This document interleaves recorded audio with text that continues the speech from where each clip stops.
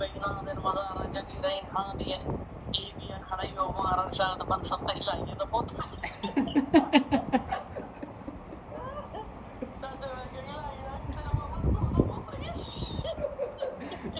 ओए ना कुत्ते ना तो बड़ा जमशेद नहीं चंगा है जी जी बिल्कुल जो भी ना पूछे मार मूर ते बड़ी लोट मारते सानू इधर बसा चलाई थी पानी मीठे पिलाई थी जी ये बंदा दफा मैंने बड़ा खड़ा तरफा ही पूरी की थी जी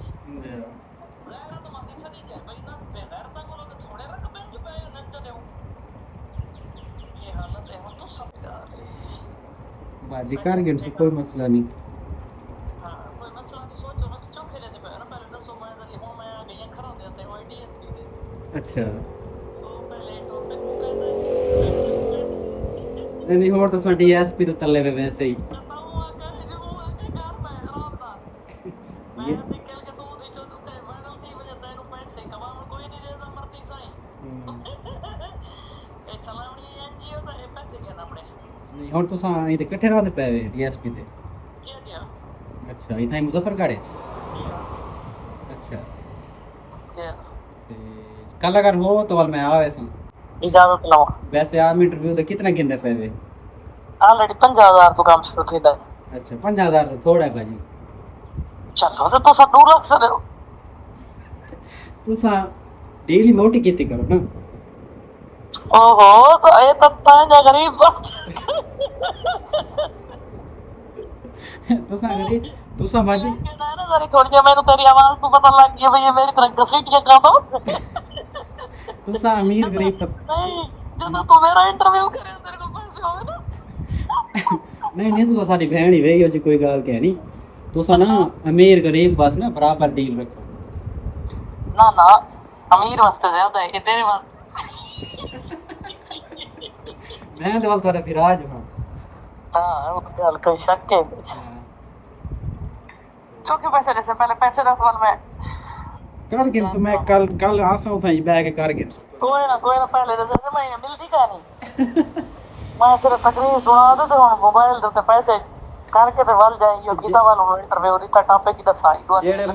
जेड़े मंदे तुसा इत्था करदे बैठे थे ये उत्था कढ़ाया च बस ना मंदे शंदे बे हुन मैं नमाज उत्ते मारे घर बर्बाद करूंगा मान लो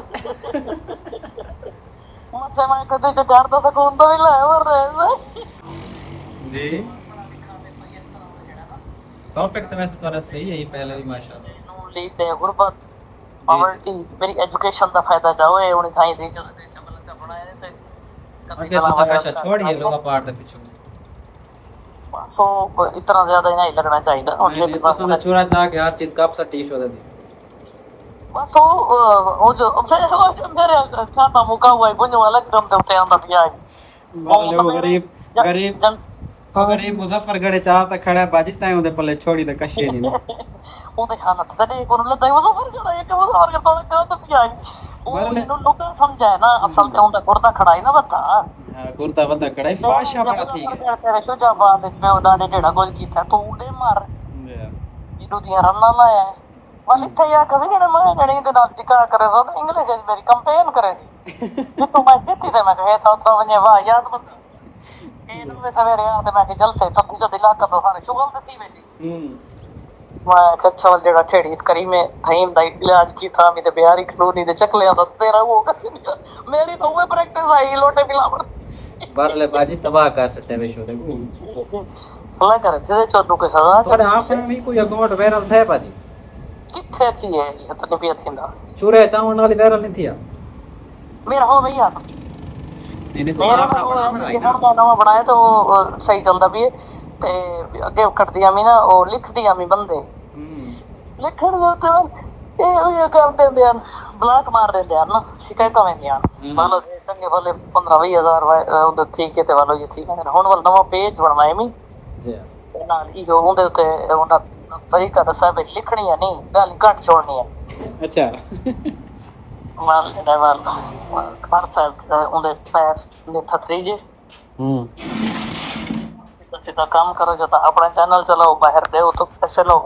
अच्छा इने नाल किवें तोडी सेटिंग थई है अपने हों जेड़ा हस्बैंड है तोरा सेटिंग नहीं इना ते छोटे भीरा जेड़ा ना मेरे भीरावां दे दोस्त आ ਅੱਛਾ ਮਤਲਬ ਇੱਕ ਫੈਮਿਲੀ ਪਲਾਨ ਨਾਲ ਸ਼ਾਦੀ ਕਰਤੇ ਆਬਿਦ ਕਰਦੀ ਹੈ ਜੀ ਪ੍ਰੋਪਰ ਜਿਵੇਂ ਉਹਨੂੰ ਆਉਂਦਾ ਨਾ ਉਹ ਕਰਨ ਦਾ ਗੁੱਲੇ ਦੇ ਧਿਆਨ ਨਾਲ। ਅੱਛਾ ਮੈਂ ਸਮਝਿਆ ਬਾਅਦ ਜੀ ਉਹਨਾਂ ਦੀ ਇਹ ਵੀ ਲਵ ਮੈਰਿਜ ਹੈ। ਮੇਰੀ ਕਰਾ ਹੈ ਲਵ ਮੈਰਿਜ ਕਹਿੰਦੇ ਅੱਛਾ लव बनती है दिक्कत मेरी सहेली आई वो पूछा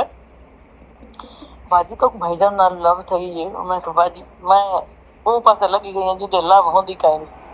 मैनू लव थी वे सही तो अगू मैं जेड़े रात बार वैनी लंगड़ी लूली उजड़ी हुई नजर आती है मैं धाड़ धाड़ कर मैनू अपने घर दी गाल बोल वेंदी है मैं जेड़ा गम्मा च हाथ पाई खड़ी हां उत्थे पता लगदा है दुनिया दा जेड़ा है सारे कोल बहुत दुखी है गंद दुनिया पई है। ਅੱਛਾ ਇਹਦੇ ਨਾਲ ਤੁਹਾਡੀ ਕਿਆ ਟੱਸਰ ਲੱਗੀ ਹੈ ਲੋਹਾ ਪਾਸ਼ ਉਹਦੇ ਨਾਲ ਉਹਦੇ ਜੋ ਬਰਬਾਦੀ ਕੀਤੀ ਹੋਏ ਪਰ ਰਿਕਾਰਡਿੰਗ ਤਾਂ ਕਰਦਾ ਬੈਠਾ ਨਹੀਂ ਨਹੀਂ ਉਸਤਾਦ ਅਗੇ ਲੋਹੇ ਪਾੜ ਦੀ ਤਰ੍ਹਾਂ ਅੱਛਾ ਲੋਹੇ ਪਾੜ ਆਹ ਤਾਂ ਮੈਨੂੰ ਪਤਾ ਲੱਗ ਸੀ ਚਲੋ ਆ ਮੈਨੂੰ ਤੋਂ ਇਥਾਂ ਸਾਰਾ ਪੈਸਾ ਨਾ ਮੁਕਾ